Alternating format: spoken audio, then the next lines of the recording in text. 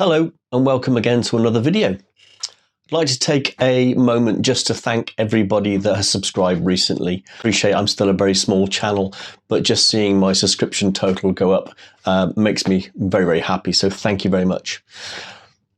This week I'd like to talk about something different other than some of my vintage camera collection. I'd like to talk about the process that we go through as film photographers in getting our images from the camera into something that we can print out or just enjoy. Most of us, when we start in film photography, use an outside source to actually develop our films and perhaps scan them as well, and maybe even print. I've said to you before, I hold a lot of stock and love the work of both Analog Wonderland and AG Photolab. However, there comes a point when you might want to try some of these things for yourself. So in this video, I'd like to take a look at scanning and digitizing our images.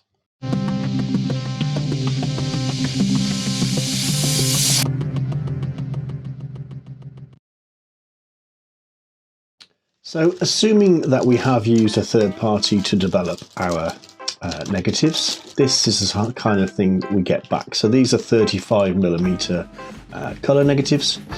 And they've been cut up into strips, which is quite common, making it easier to handle and store. And obviously, I'm sure you're aware, if you take one out, you can probably just about see. I'll just alter the camera here a second. Hold it up to the light, you can see there are images on it. So what we need to do, basically, is to convert those images from the negative that they're in now into positive, but also to digitize them. So we could buy a photographic scanner, which is a flatbed scanner. I'm showing you here one by Epson. They're much like a conventional flatbed scanner, but have the option of backlighting, so the light is shining back through the negative rather than forward onto the negative. So to illustrate what I mean, I've got my desk lamp here shining at the camera. So the desk lamp represents the backlight of the flatbed scanner, and my camera represents the imaging sensor of that scanner. If I put the negatives in between, you can see pictures, okay? Obviously still in negative. The only trouble with this method is that for us amateur photographers, the cost of these scanners is high, and if you're anything like me, you want to look for a cheaper solution. So what do we need to do? Well, first of all, we need some kind of light source to actually shine through the negative. So what I've got here is actually an LED ceiling light. As you can see, if I put my hand on it, it's quite large, so it could be used for a light table. The surface, although not completely smooth, doesn't interfere with the image. I'll explain in a moment. It's important that we try and get as white a light as possible. So this one's rated at 6000 Kelvin, so it was the whitest one I could get. However, it's really, really bright, which obviously helps as well. 150 watt, this one, or 2000 lumens, so proper bright light. If I turn it on, I'm sure it'll freak my camera out. Yeah, very bright. So I got this from Amazon. It wasn't expensive, about £20 sterling. What I had to do though, because obviously it's designed to go into a ceiling normally, this LED driver comes off the back of it, so I had to wire in an inline switch. So a little bit of DIY there. If you're not familiar with that, that may cause a problem for you. And then added this extension cable so that I can just plug it into a normal main socket. But all in all, that entire setup was just £30. Now, if I put a negative straight onto this, you can probably see it doesn't lie flat and it can move around relatively easy. So I need something to actually hold the negative in place whilst I'm photographing it. So So what I did is I got hold of a few of these slide frames, so 35mm slides, obviously another way of showing our images. These are purpose built for obviously, you know, framing the 35mm shot. So what I did is I took one of these and I opened it up so that it was in two halves, and then using a craft knife or an X-Acto knife, whatever you want to call it, I basically trimmed a slot, so half into the one side. I've just carefully taken away the edges so that it is still the correct width for taking the negative, but the square of the slide frame then obviously frames our image quite nicely.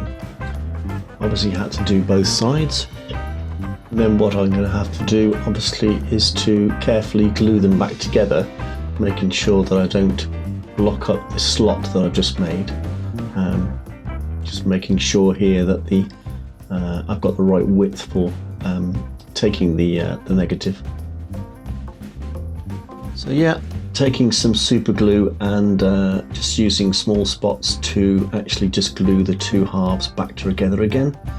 Obviously you've got to be careful that you're not going to get glue in the slot where the negative is going to run, just to avoid it catching.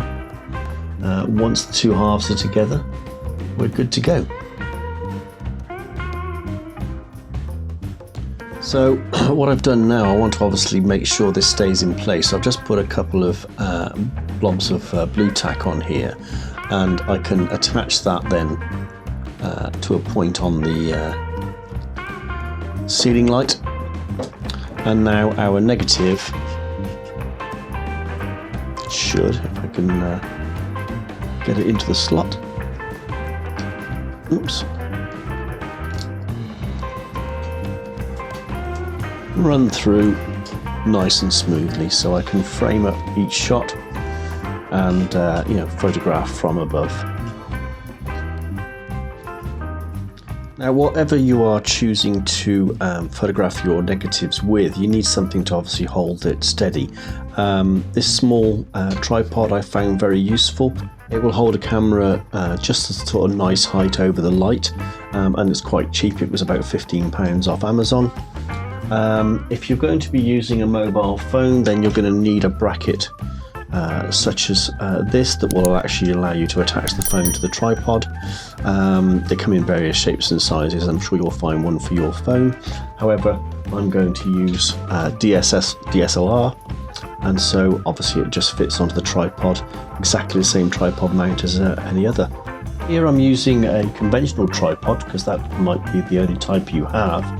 I've attached a macro lens to my DSLR so that I can get nice and close to the image and it's filling the frame as much as possible.